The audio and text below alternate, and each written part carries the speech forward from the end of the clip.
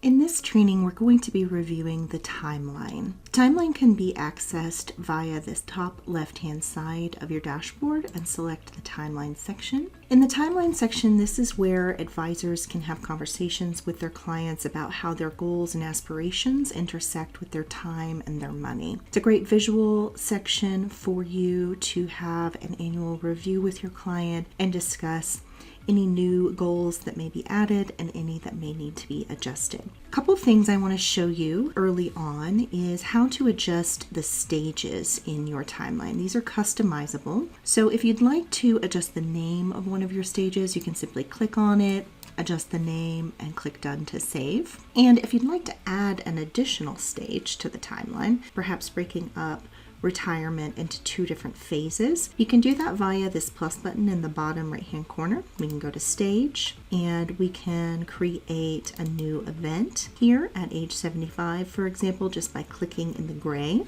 Give this event a name. I'll use slowing down.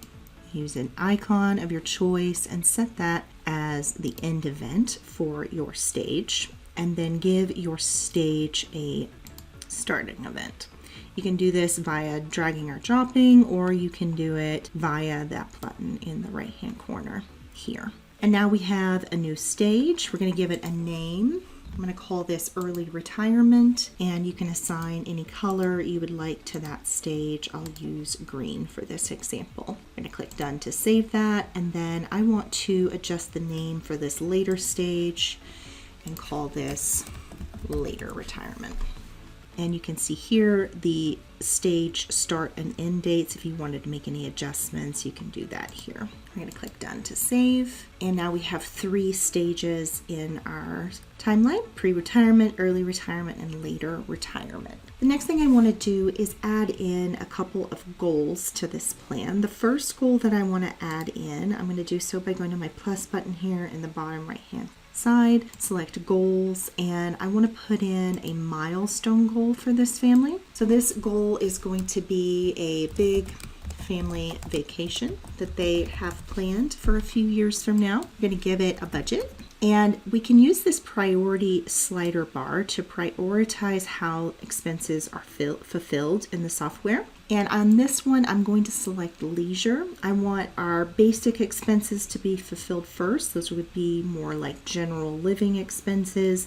And then as long as all of those are met, then we would move over to fulfilling our leisure and then luxury expenses. I'm going to leave my inflation rate at 2.5%, but you can edit that here. And then I'm going to enter this goal in present value and allow the software to inflate it up to a future value. I'm going to go to timing, and I'm going to select when on the timeline I want this family vacation to occur. I'm going to double click here in the gray again, give this a icon, and you can adjust the name here if you'd like, and then set that as your start event. Something to keep in mind is that goals in the software are trackable expenses. So now that we've added this goal in the plan, just to review how you can see that as an expense in your plan, you can go back to dashboard or the Let's See single chart and see that we now have an expense in that year, ages 49 and 47, of $26,922.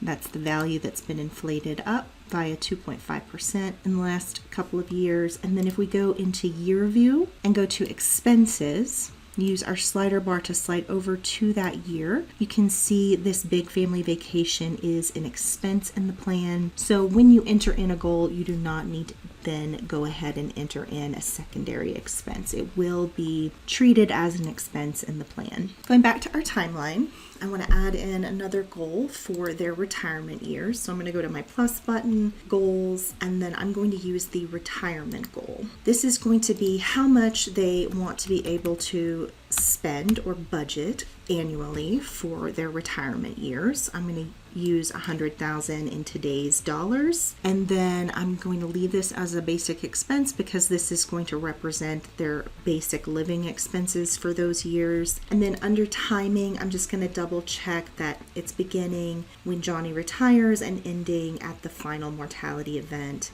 and I'm going to click done to save. Another thing that you can do, if you'd like, within these goals is going to our steps section here. You can add a step, for example, if you ever want to adjust these amounts over the time that they're in the plan. So for example, let's say that in the early years of retirement, we want this amount to be 100,000 in today's dollars, and then we want to step that amount down when they hit the slowing down years. If you want to do that, you can click Add Step and adjust the amount. Here in this section, go to the timing section and select when you want that step down to occur.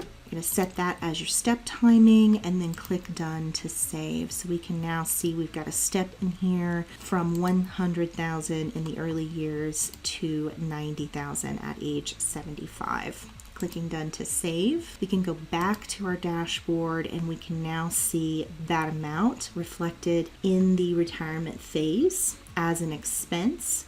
And you can see a slight dip in that black total need line from age 74 to age 75, from 199,650 down to 184. So you can see visually the step that is occurring. And if you also want to be able to see that in year view, you can go to expenses, scroll over to the retirement years and see that retirement goal in the plan in any given year.